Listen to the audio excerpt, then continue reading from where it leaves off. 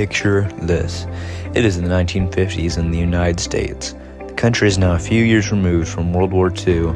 The era known as the baby boomers is starting to populate the country quickly. People are cruising in their new convertibles and Thunderbirds to work and across the country. But there's a problem. The national highways. These highways were outdated and were awful to travel the country on. The government also realized that as the population skyrocketed, these highways couldn't handle the growing number of cars. So, what does the government do?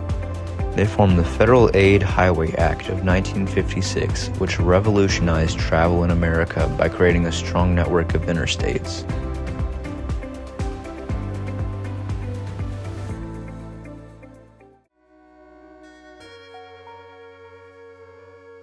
But how did we get to a desperate need for this act?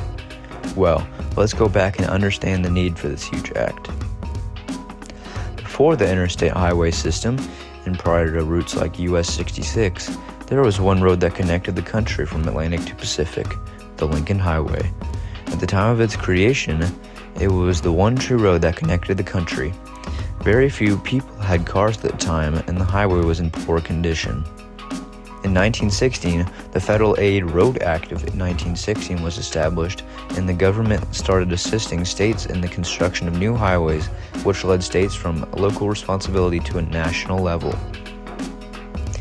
In 1919, a young lieutenant colonel by the name of Dwight Eisenhower was stationed at Maryland's Camp Meade. His wife and son lived in Denver at the time, so when the opportunity of a transcontinental army convoy across the Lincoln Highway came, Eisenhower couldn't say no. His expedition lasted 62 days and was a nightmare. Many military vehicles broke down due to the high distance of travel along with terrible road conditions. The roads were mostly not paved, and the paved roads were in very inadequate condition. This trip helped Eisenhower realize the desperate need for American highways with the growing number of cars going into the 1920s and 1930s. This trip also helped Eisenhower realize the need for stronger highways, which he implemented during his presidency. In 1921, the government passed the Federal Aid Highway Act of 1921, which helped aid public roads and interstates, but still didn't give much help to the overwhelmingly massive need for a cross-country network of interstates. In 1926, the United States numbered highway system was created, which was the first numbering system used on any national road for interstates or cross-country travel. By the 1930s, there were routes crisscrossing the country in every which way, but driving long distances was still challenging due to the lack of direct routes. In the 1940s, Dwight Eisenhower became a general and was serving America in World War II. He was deployed in Germany and was fascinated by Germany's Autobahn system, which was created in the 1930s. He wanted to recreate something similar to their system, but even bigger for a wider country. Meanwhile, in the 1930s and 1940s, the United States was trying to build its first network of interstates.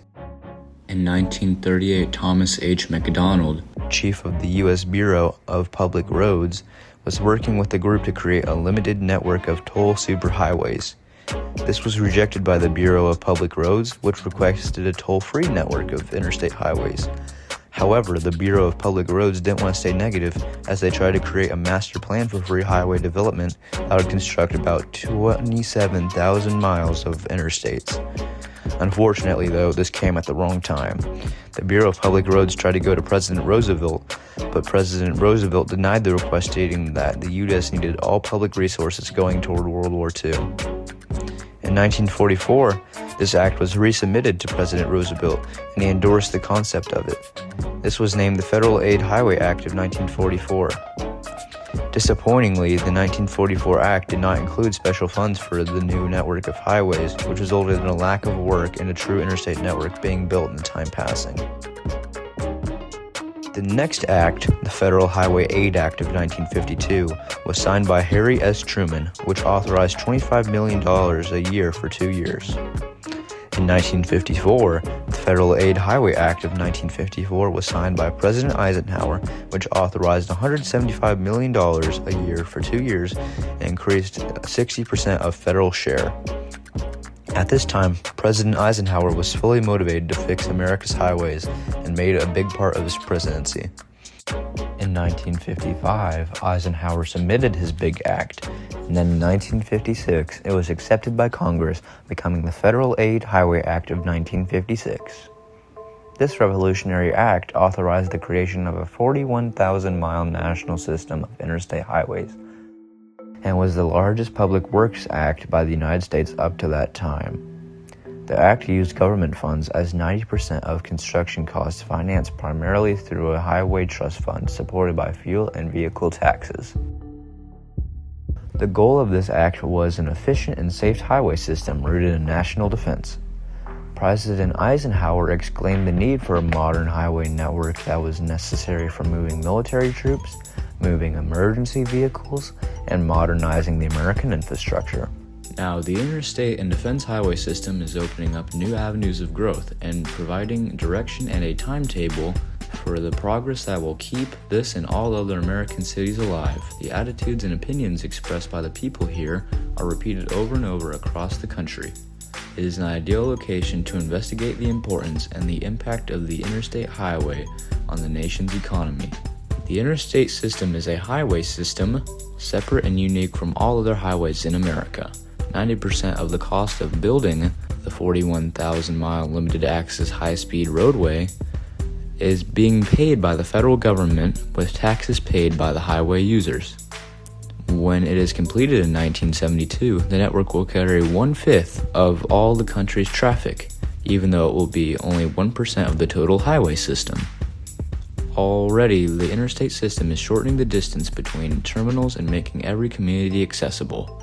Travel and shipping times are less, routes more direct, and fragile and perishable goods arrive fresher and in better condition. The impact of this act cannot be understated. The highway system that was created with this act reshaped transportation in America by reducing travel times between rural and urban areas. Not only did this help city traffic, this created an easy direct connection of highways between states across America, stimulating growth with trucking, tourism, and suburban sprawl. The interstate system became the foundation for American transportation and travel and became a symbol of connection in post-war America. So, how can we see this revolutionary act today? The act is still present in nearly every aspect of American travel, continuing to be the foundation of national transportation. It helped mobility by making long-distance travel feel faster by improving drive times and better quality roads. It can also be seen with America's highly increasing suburban sprawl, where these highways allow for suburban living and people to live further from their jobs. Today we can see the interstate used with technology such as shipping and trucking products across the country quickly. These interstates are still being updated to this day and are affecting where people, businesses, and cities are all located. This all proves how the act revolutionized transportation in the 1950s and up to today.